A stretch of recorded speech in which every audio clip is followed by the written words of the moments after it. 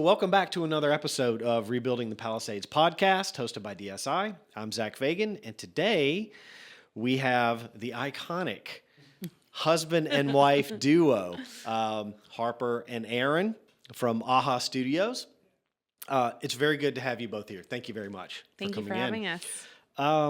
So tell me, and if you want to kind of between the two of you decide who's going to answer first, go for it. Tell me a little bit about how you got into architecture initially. Architects in general, it's kind of like you're born with it to a certain extent. It's how your brain works. It's how you see the world. It's how you solve problems. And I think that you don't necessarily understand it before you go to architecture school. Like, you don't understand that your brain actually functions differently. But then when you get into architecture school, you're like, oh, right. I understand. These are my people, right? They're like me. We're simpatico. So I think, just from a very young age, knowing that you want to understand how things come together, how things are met, not only in the world of design, but in the world holistically. And just thinking broader, bigger picture as a problem solver is huge. So that's, I think, how we both got into the field. So AAHA Studios kind of, at least self-described as a concierge, style firm where clients, kind of become, an extension of the family, as it were. What does this kind of family-oriented approach look like in practice, and how does it inform your relationship with your clients? I think it starts from the idea that, especially in high-end architecture and interiors, you are with these people for a very long time. We joke, but it's very true that when we're interviewing for a job, we have to like each other, right? We have to start with an understanding that you have to also really trust the person sitting across from you. And it breaks down to a mini marriage, right? Where we are hand in hand with this person from start to finish. We are very high touch. We are a concierge firm. And we're going to have very intimate conversations with them, from monetary to how they live to who's in their family, what their dreams and desires are for the future, how they want everything in their life to play out, and how their residence or their retail space or their business or whatever it is we're doing the project with them for, how that grows over time. And so I think it is inherently very family oriented, whether it's the family business or the family home. I think it breaks down to, so many conversations about trust and everything else that comes with that. And inherently, then we are a family, and our employees, most of them are with us for a very long time, and we really care about each other, and we really care about our clients. The relationship with a client and an architect or a designer is really built on trust, as Harper mentioned. And there are 950 of those decisions that the client has to trust the architect or designer to make without them. Only 50 of those are going to be something we might talk about, whether they're big ideas from where the building is sited or the style of the home or the amount of rooms or, certain details. But there's so many of those decisions that we're going to have to make, individually or as an office, that they're not going to see. And so that trust is really important. You have to know that as someone approaching us for the project, that these are the people that are going to make the right decision for me if I'm not in the room. They're going to understand the goals and intentions of my project based on the conversations we've had, based on the client survey I've filled out, based on the images that I've sent along. So that level of trust is really the most important thing. There are other firms or other kinds of architects who kind of take the raw data. You need X number of bedrooms. This is the program. Here's your floor plan. Hand it to your contractor. And there's a time and place for that. That's not who we are. We are going to guide the client kind of every step of the way, hold their hand as much as they want their hand to be held throughout the process. And remind them when they're straying from their goals as well. I think it's also a give and take. We're going to keep them in line, for lack of a better term, in the hard times, when they're really wavering, or Right. when they're confused, or when they don't know which way to go. We'll talk them through the benefits and detriments of each situation. Yeah. If they came to us from the very first meeting and said, our number one priority is budget. And then they're talking to us a few months later, but I really want this extremely expensive, finish, or I love these steel windows, but I really want that cantilevered pool. Great. Just reminding you what goal 1 was. Has that changed? Right. Yes or no? Yeah. And keeping them in line Yeah. in that way, right? Yeah, that is also a challenge in the technology business. I would imagine. As you can imagine. Shiny toys. Yeah. Oh, and there are some shiny ones. So you note that sometimes the best approach is to kind of, question the client's stated goals. Kind of in line with what we were just talking about, but really, to question what they want to do up front, to just kind of, I wouldn't say shoot holes in it, but just question their stated goals to make sure that, maybe they're achievable, or, whatever. So can you talk a little bit, Harper, can you talk a little bit about maybe an example where that like really paid off? Yeah, I think it all comes back to preconceived notions, right? Everyone's coming to the table with different experiences and different understandings. And when we go back to architecture education or design education 101, the whole goal is to question things. So we're going to question people's understandings and question people's narratives and preconceived notions of what they're coming to the table with. When we talk to people about maybe stylistic preferences, or I really need 5 bedrooms, not 4 or 6, or whatever it is, or the point of sale has to be at the end of the shop versus the beginning. We're going to talk them through their ideas and why are you saying that? Like, is it because you think that people have to go through the store and look at everything and then buy something? Or is it because that's what you're used to walking through most stores? Is it that you feel like you need 6 bedrooms? Or what are you actually doing in each one of those spaces? And how can we design better so that maybe we don't need 6 bedrooms, or we don't need the point of sale at the end of the store? What if we rethink about this whole process? And that, all of a sudden they're like, oh, yeah, okay, I can get on board with this. This makes sense to me. This is really exciting. We're a lot more interested in the why they want something than the what they want, right? So a thing we like to repeat is more square footage isn't necessarily better square footage, right? People say, I want this big of a house. Okay, why? Because your neighbor had it, or because you actually know you need that many square feet, right? Right. One example of a project where we questioned the upfront goals to pretty dramatic effect was a home we did in Culver City for a young family. We were brought in to kind of assess doing a renovation on this house and maybe doing a second story, maybe adding to the rear of the house. We come in, we did a walkthrough. There was a number of additions that had happened on this home over the years prior to this family moving in. And at some point we just stopped and said, I don't think a renovation is what you want here. Like, we're going to be adding on to an add-on to an add-on. I think we need to maybe take a step back and look at what you really need and want. And from a cost perspective, this is going to be more complicated for you, right? So if we just went in and said, okay, let's just do a renovation, and we just worked to try and figure out a renovation for this home, I don't think it would have been as successful as us saying, I think we should maybe start from scratch. And that wasn't a selfish thing as an architect being like, oh, I want to design a new house. It was really what you need as a family, and a growing family at that, was not what you have right here. The value is not in the home that's here. The value is in the location and the lot and the schools and all those other things. And it's hard sometimes for the client to see that on their own, to get to that place on their own. Yeah. Many times they need direction, as it were, right? To point out things that maybe they couldn't see, because when you're so involved with something personally, you don't have any outside input, it's hard to see it any other way, right? And your point about more square footage is not necessarily better square footage. That was in my kind of follow up there. So I'm glad you brought that up.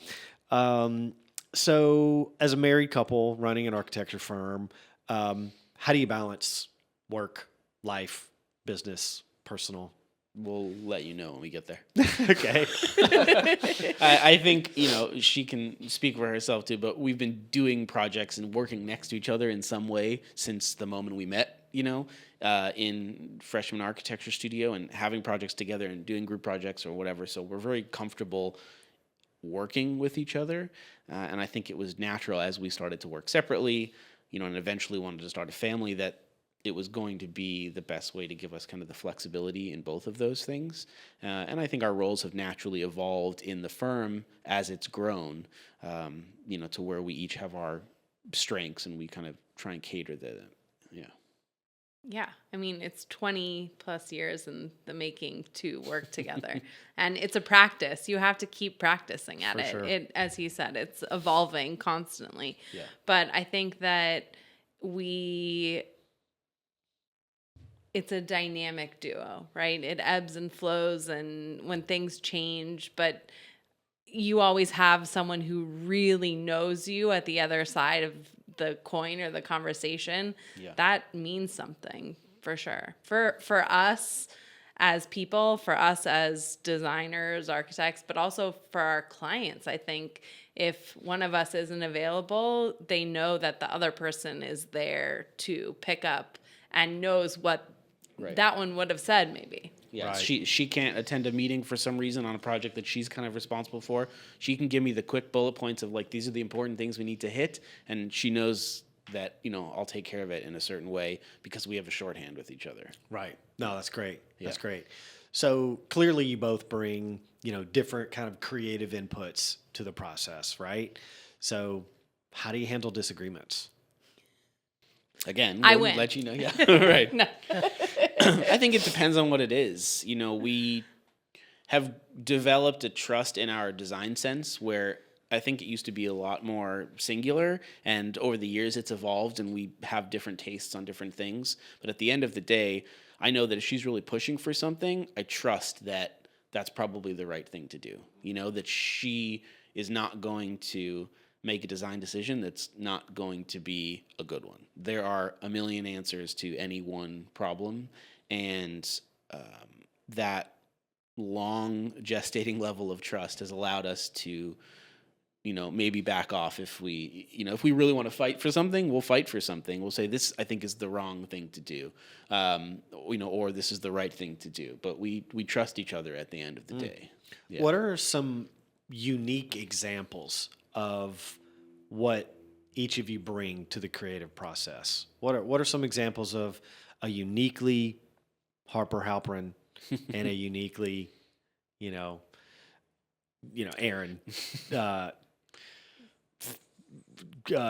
input? Just something that's uniquely Aaron and uniquely Harper. I'll let you start. I guess I'm kind of known to come in and like really blow things up, really ask the why, and like really challenge on kind of a molecular level. If it's a renovation, especially, I like to go in and wave my red pen wand. If it's a new build, same kind of thing, right? I'm really questioning what we're doing, or distilling down the nature. Aaron kind of comes in with a fine-tooth comb. He's a little bit more of the, once there's something there, he's going to edit and tweak it and really refine it until it's just short of perfect. And then he's going to do it again. Yeah. Yeah. I think Harper will often come in and, whether it's myself or another architect in the office, and we'll be like, hey, I have this question about this one specific thing. Like, can you look at this door for me? Whatever. She'll look at the door. She'll be like, okay, yeah, but why is this room here in the first place? And you're just like, no, but I just wanted you to look at the door. She's like, yeah, but what if we just took the whole thing, we flipped it? And you're just like, what? No. And then you sit with it for 5 minutes, and then you're like, oh, damn, That's better. Okay. All right. Yeah, that we should probably do that, you know. And someone will come to me with a question and look at it, and I'm like, yeah, that's a great general floor plan, but like, how are we going to mount the hardware on that door? And you're like, I'm an SD, you know. So sometimes I'm like really in the weeds on things, and she's able to scale back and see big picture, and you know, really, like she said, just kind of blow it up. Yeah, that's very cool. Yeah. Very cool. So yeah, a lot of dynamics there. sure. Indeed. Discover why we're the most awarded home technology firm in the U.S. Our design-centric approach transforms your space with effortless control of lighting, motorized shades, audio, video, and more. Our friendly experts guide you every step of the way, no tech speak, just smart, stunning simplicity. We provide years of care from our award-winning service and support team. Experience technology that feels as good as it looks. So Harper, after the fires, you mentioned being occupied with questions of, you know, preservation, community, rebuilding, fire preparedness. How do those concerns influence your design decisions when planning new homes in, you know, fire-affected areas like the Palisades, Altadena? Yeah, I think that the past 6 months has been a whirlwind, and not necessarily in a negative way, because I feel like it's been very, very productive and proactive in a way that as a profession we haven't seen for a number of years. Almost a breath of fresh air in terms of collaboration and correspondence, and really taking something and trying to better it. Although it took a disaster for us to all get there, I'm pretty excited about where the profession is going in really moving towards something collaborative and really waking architects and designers up to, we put on a special hat. We carry a special role in the world of Los Angeles architecture as thinkers and broader decision makers, both in a legislative way, a very macro way, and also in a very micro way, really understanding, you know, the decisions we're making when we're working with clients on these homes. These clients have not wanted or desired to do this. It's very different than what we're normally talking to clients about, right? For sure. Most clients who approach us usually have wanted to do this process for a very long time. And in this situation, we're having to flip the narrative a little bit and really focus on, instead of what did you have before, we have to talk about that, but also like, what do you want to carry you into the next 5, 10, 15, 20 years? What are your goals for the future? And let's flip it on its head, you know, really understanding what you want. And there are a lot of conversations about very specific things. Are there eaves? What kind of vents are we using? Is it a raised foundation or is it a slab on grade? Is there landscape? Zone 0 has been a really big conversation for us and our clients, and a really big deep dive in continuing education, specifically for me. You know, the last 6 months, there's been so much continuing education happening.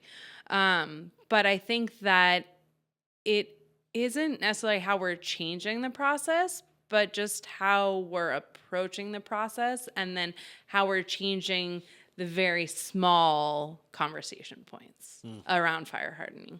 Gotcha. Interesting. We've touched on materials a time or two, and I think the consensus is we were already using fire resilient materials, right? This is not new. No. Wood shake, you know, has long been out of fashion, out of use. When there's the budget, of course, you know, there's been slate roofs, which pretty much last forever, certainly are not flammable. There's, you know, fiber, concrete, siding, and all this kind of stuff. Is there anything that you want to kind of speak to that kind of involves materials, but I guess my question is more, you know, we already know that there's fire resilient materials, right? Like, what else can we think about? What else can a homeowner who might be, watching an episode, right? What else can they kind of, expect from the design build community above and beyond just, continuing to use fire resilient materials? There are so many different things, like you mentioned, whether it's materials or systems that can be used to fire harden a home. And we're by no means experts in disaster preparedness or fire hardening even, but from everything we've learned over these last 6 months, it seems to me that there are 80% of the strategies you can use to fire harden a home that are what I would consider low-hanging fruit. Things that are easy to do. Like you mentioned, there's vents and there's, stucco and what your roof is and, how you treat your foundations and things like that. And all of these things can be combined, but the most important of them is just smart planning, right? Combining them in the right ways, choosing the ones that are right for that particular project. What I've noticed is that homeowners and even some architecture builders are really focused on the very specialized systems, very specific things, whether they're special fire retardant sprinklers, throughout the home that are outside of just regular fire sprinklers, whether they're roof sprinklers, whether they are, neighborhood sprinklers or all these different intumescent paints and things like that. And all of those things are great, but in the specific instance of the Palisades Fire and the Eaton Fire, those are 1 in a million events where roof sprinklers wouldn't have worked, in 60-mile-an-hour hurricane winds. So the planning, I think, is the biggest part of it. And also, like Harper mentioned, Zone 0, the gut reaction for a lot of people is to say, let's clear landscape out, right? Clear flammable materials out. So we have nothing around our house for the first 5 feet.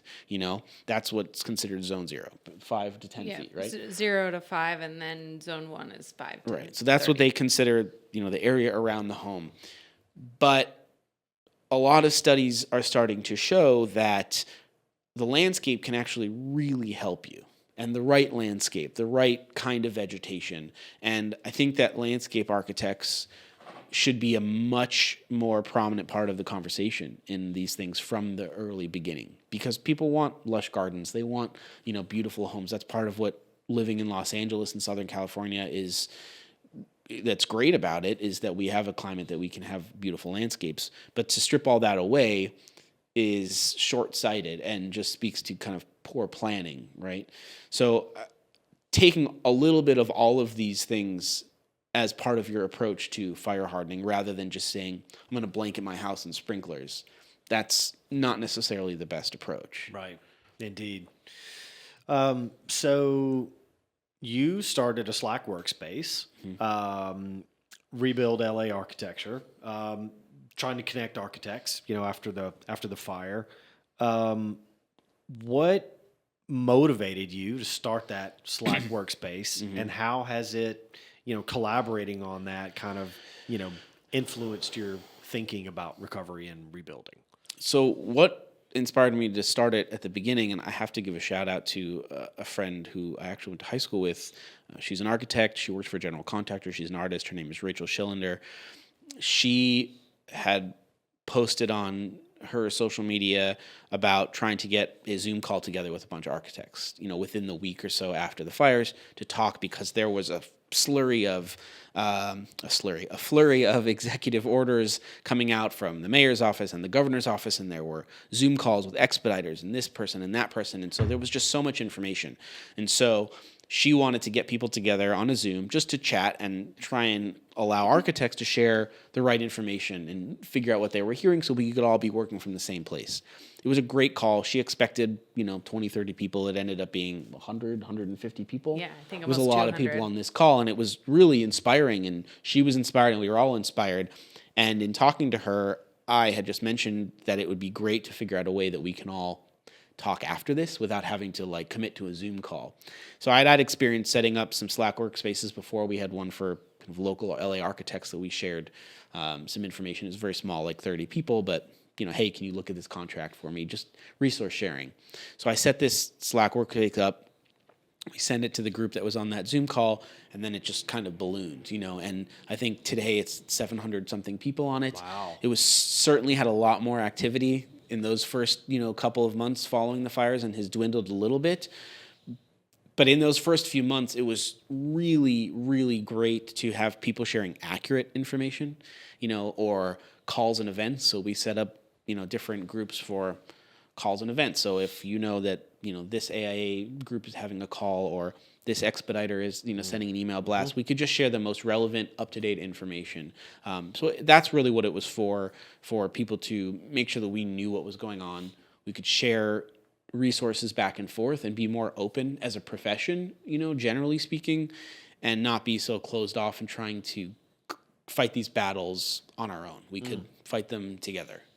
Well, that's super cool. I want to make sure that we get the link to that workspace out there. So don't forget to give it to Taylor before. We'll make sure we put it in the comments or whatever. Sure. We've been involved, of course, in Case Study 2.0. I just, over the weekend, I took a drawing class over at Tim Barber's place, and I learned about the Foothill catalog while I was there. So I think the least we can do is kind of just continue to, whenever we learn about a new resource, let's make sure and get it out there, and just kind of just keep stacking the cards, right?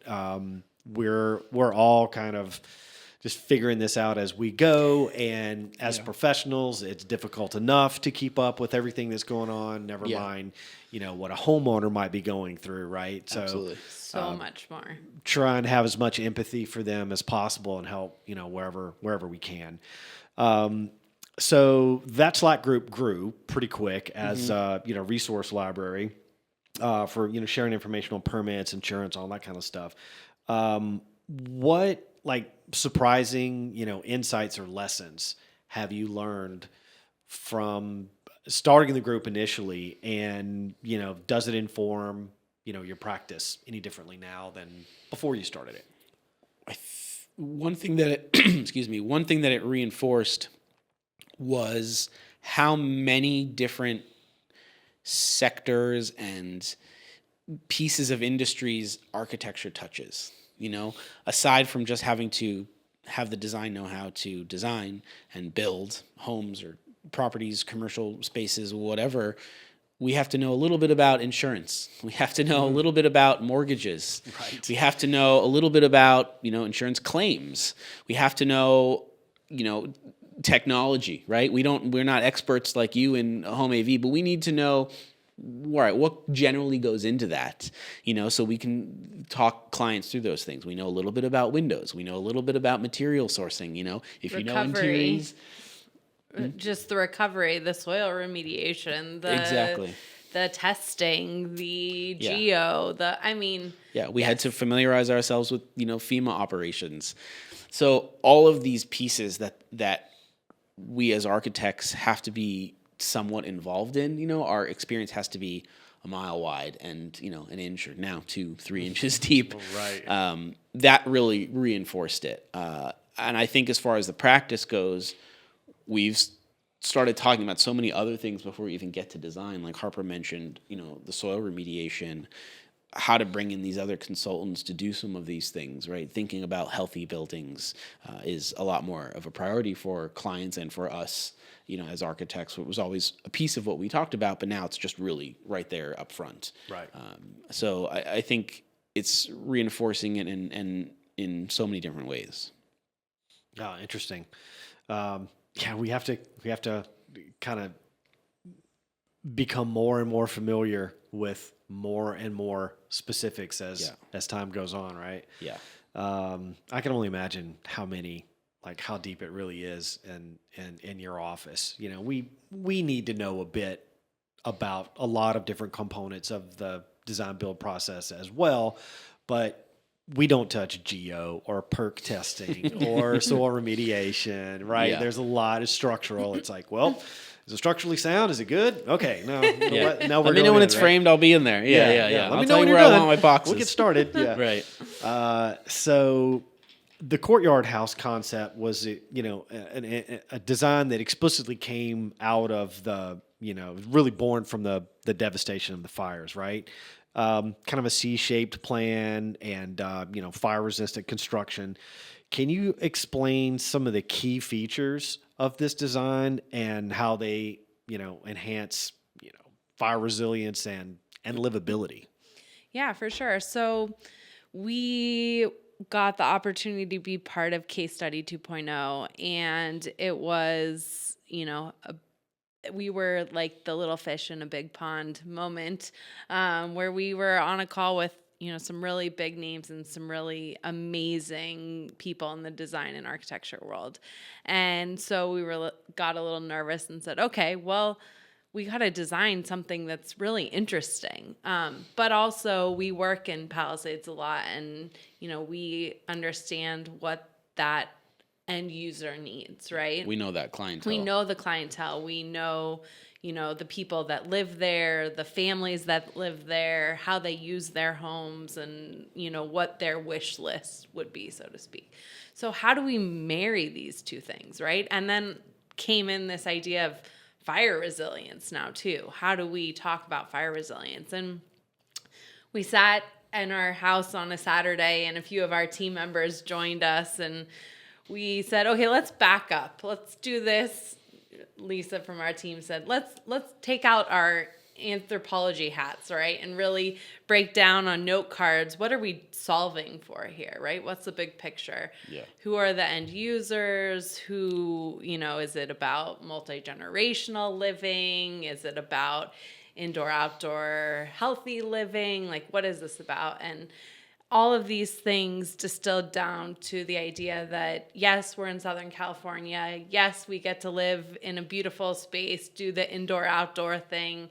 Yes, it's for maybe a young family that has, an in-law coming in, or, whatever it is. But it's also really about how I, unfortunately, had to go to the Palisades about 3 weeks post-fire, and saw on our client's site where their home had burned that this was on one of the hillside streets, and everything down the middle was gone and desecrated, and everything in the front and in the back of the lots was beautiful and green.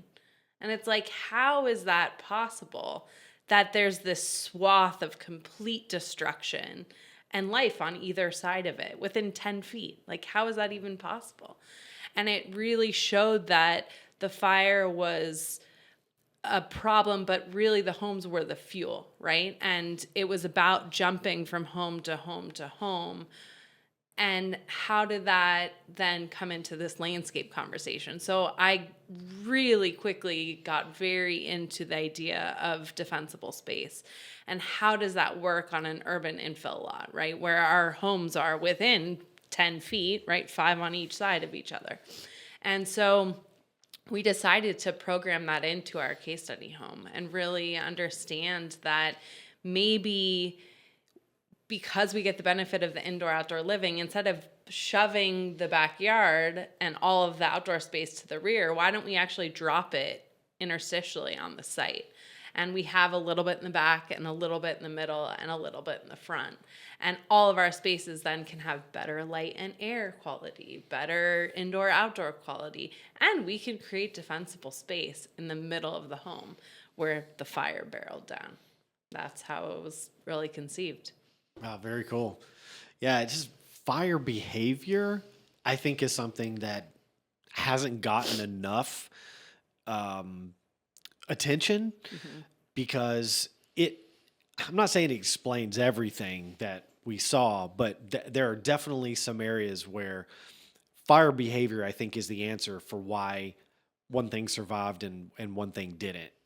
We've got a property that we were working on before the fire, which is still there. Everything around it is gone. Yeah. Very similar materials and butted right up next to the neighbor's house, just like you were just describing. It's basically untouched.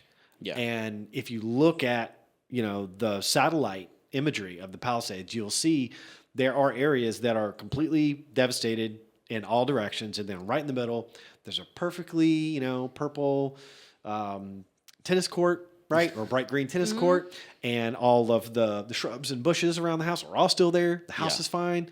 It's like, how is that? I Right. think fire behavior and the randomness of fire behavior is the answer in some, there isn't always there's the answer. We could put Yeah. our finger right on it. It's like, well, no, that's just random Yeah. sometimes. And Some of it sometimes was- it is random. And Sometimes it's just wind. luck. Yeah. And people luck, don't want right. to hear that because you can't solve for that. Right, But that's right. in some ways, like you said, the fire patterns were random, and it's just swirling winds, and you can't necessarily solve for that. But we do our best to prepare for as many eventualities as we can, That's right. and the rest of it is not up to us. Yeah. But we indeed. also did have some case studies on different homes we had worked on in the Palisades where, yes, a whole neighborhood burned down and there was no way to solve for that, right? That was fire behavior 101. But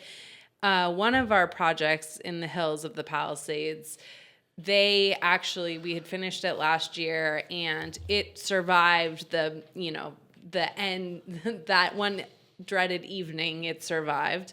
And the next day, I think it was a Wednesday, it was still standing and we were all like, oh my goodness, this is crazy. And then the A number of neighbors were still standing too. And then the home next to it caught an ember and started to burn down. And at that point we were like, okay, it's gone. And to much of our surprise, it actually ended up surviving. And so it was a really good case study for us of like how a home, yes, in a 60-mile windstorm wasn't going to survive, but in a fire directly adjacent on an urban infill lot, what does that look like? And it had a very large podocarpus hedge right next to it. And the podocarpus hedge is completely gone, but it shielded the structure from the heat and, the embers of the neighboring fire. We had a Class A deck material on the rear. It has smolder marks, but it didn't ignite. There are things, it had a metal standing seam roof. It was all stucco on the side yard. There are things that are Helped just it in that second phase. Yeah, it's just the little moments. Sure. Well, you both mentioned case study 2.0. We've kind of talked a little bit about what what that group is doing. Can you guys talk about what your specific involvement is there? Is there anything above and beyond the floor plan that you designed and submitted, or like what else is going on with case study? So the big idea behind case study 2.0 is that it's intended to help people rebuild quicker with smarter materials, with higher design for clients that, like Harper had mentioned earlier, never intended to be building a home in the first place. So that process of going through finding an architect, finding a designer, getting the whole thing going is so arduous when you're dealing with the trauma of this fire that the job that Crest Real Estate did in trying to set up Study 2.0 with all of us architects and some of their other partners is to try and get people a leg up, right? Try and help them move that forward in a quicker manner. So our design as it stands now is the architecture, it's the exterior materials, it's the planning of it. Once, one person decides that they want to move forward with that home with us, then that goes through the permitting process, and then we can utilize that kind of initial house and that permitting to get a quicker approval process through the city of LA. Part of what's included in the case study 2.0 package is an interior design, not loose furnishings, but interior materials, interior furniture, finishes and fixtures. So all of that would be included in that design. And ideally someone comes to us or any of the other 30 to 40 other architects that are involved in it, and they love that house. Maybe there's some minor modifications to it, but they're like, hey, this like really speaks to what I need or what my family needs. Let's run. Very cool. Very cool.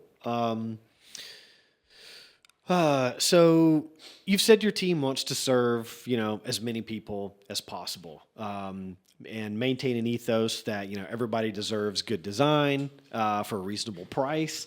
How do you uphold this principle in your rebuild work? And have you encountered challenges in providing quality design for an affordable price in these circumstances? I think the biggest hurdle is going to be construction cost.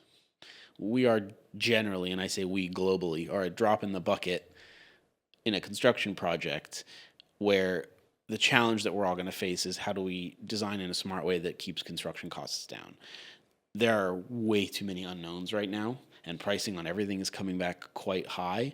So there's going to have to be an economy of scale at some point. But I think that the challenge will not necessarily, and correct me if I'm wrong, be architectural fees and soft costs and engineering fees. It's going to be construction costs, just material, labor, availability of material and labor, things like that. I think that's right, but I think for us, our process hasn't changed in terms of our deliverables. We're still very high touch. We're still moving through the process. Even if a client didn't anticipate building a house, we still want to give them the level of service that we would give any other client.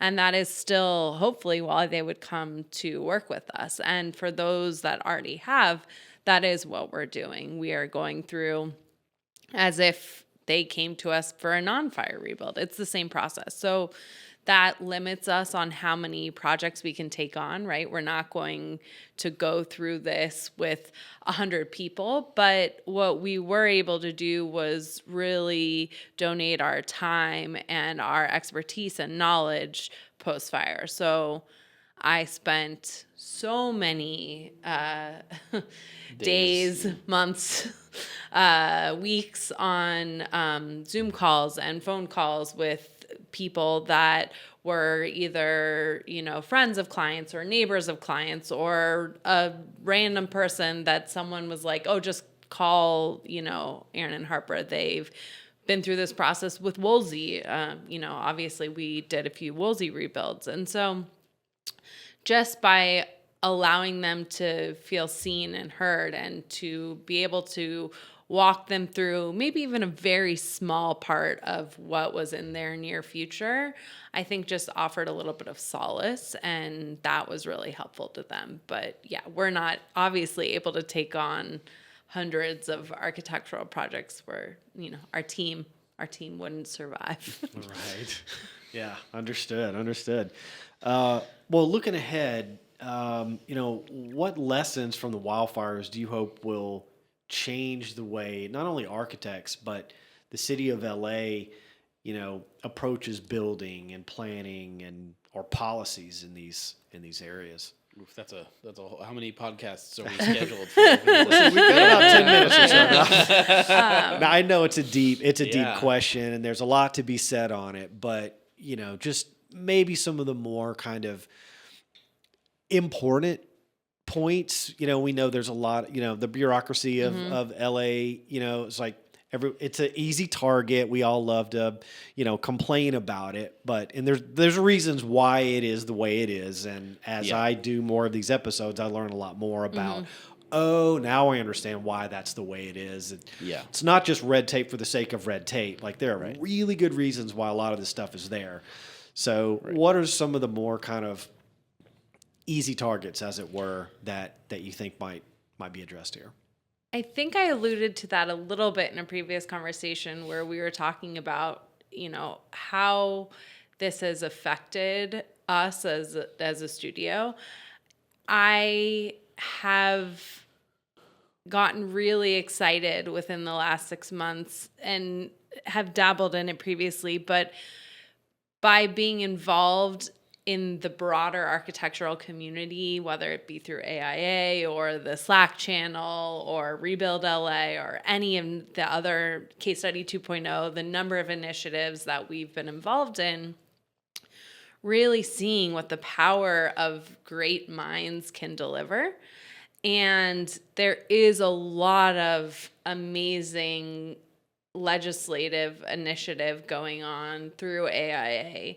And specifically AIALA, and then in a broader sense, AIA California, and how these conversations are coming to fruition on a political, or maybe apolitical, but, you know, very specific conversation about how we're permitting projects and how we need to build not only now all these single family residences, but also a ton of multifamily housing. And I think hopefully people have now seen what architects can do and what we're really good at. And it will make space for us at the table to have some of these broader conversations, because we really do think big picture out of the box, and that translates to amazing problem solving at a, you know, range and variety of different tables. Yeah. And also, it's taught us the lesson, and I say us in a very broad way, that we can move fast if we want to as a city. We can make decisions that move quickly from a bureaucratic sense. These executive orders are certainly not the way that anybody should govern, and is not the way anybody wants to govern because it was disaster related, but they allowed, you know, huge changes in how the building department, you know, may work, or at least works now and hopefully could work in the future. They were really helpful in allowing us to move quickly, you know, even if they were coming too fast for us to process sometimes, and that's where the Slack channel helped us sort through some information. But for the first time, you know, in our professional careers, it felt like the building department was on our side.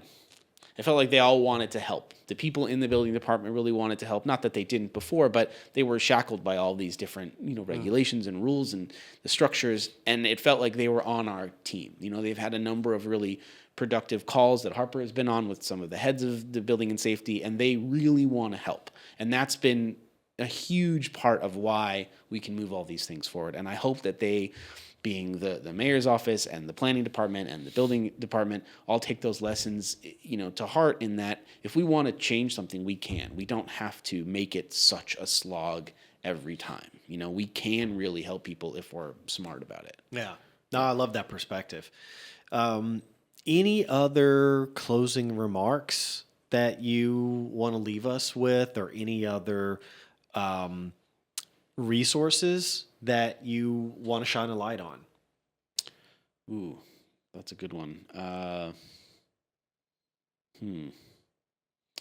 have to think about that. I mean, I think we named quite a few just, you know, since we've been talking, but really a lot of the ideas about prefabricated homes and how there's, you know, a lot of narrative that it's kind of a bad way to go. But that's how LA was really built through the 20s and the 40s and the 60s, right? Like a lot of our housing infrastructure, the LA bungalow quintessential, was just pre-designed, you know, not necessarily prefabricated. Yeah, pre-designed, you know, kit of parts or whatever you want to call it, homes. And I think it would be a really powerful way to bring us into, you know, a broader picture of what does high-end housing look like in the future. It doesn't have to be simple. It can be, you know, pretty well designed and quite beautiful, but it could be rolled out, you know, in a larger swath, whether it be Case Study 2.0 or the Foothill Collective. They're doing some really great stuff in Altadena. We had the pleasure of speaking with them as well. But yeah, it's exciting. I hope that there are homeowners who are able to align their goals and build at the same time, and perhaps even hire similar or the same contractors or subcontractors. I think there's going to be, as I mentioned, a huge construction cost issue. That's going to, you know, there's a number of other political things that are happening that could, you know, just make that stuff exponentially worse. But that even aside, trying to get the construction costs down, you know, having 5 homes on a street built at the same time, having the 5th one in the line agree, hey, I'll be last to go, use my site for staging because I have a place to live for a while. They build those, then they can build that last one. But, you know, trying to use these economies of scale, which we've never been able to do before in Los Angeles in this way, is going to be instrumental in this actually getting done, or else you're going to have, 3 houses a block, built for the next 10 years, and the rest of it's going to be a ghost town. And that would be a real shame. And I think that kind of second order tragedy that we'd all love to avoid. So pooling resources is going to be really important moving forward. I love your example of I'm going to go last, so use my lot as staging. Again, going back to my example of the satellite imagery, it's all updated. They're updating it a lot more frequently now, I think, than that area was ever updated. And what I've noticed is the lots are being cleared off, and there are areas that can be used for staging. Right. And this has never happened before, that like someone's lot has been used, to stage someone else's build. Right. And that kind of collaborative, way of, doing things, I think is, just amazing. So, Harper, HALPRIN, Aaron, LESHTZ, thank you very much for coming in. It's our pleasure. Appreciate your time. Thank you so much for having us. Absolutely. I look forward to working with you both. Yeah, Thanks. for sure. Appreciate it.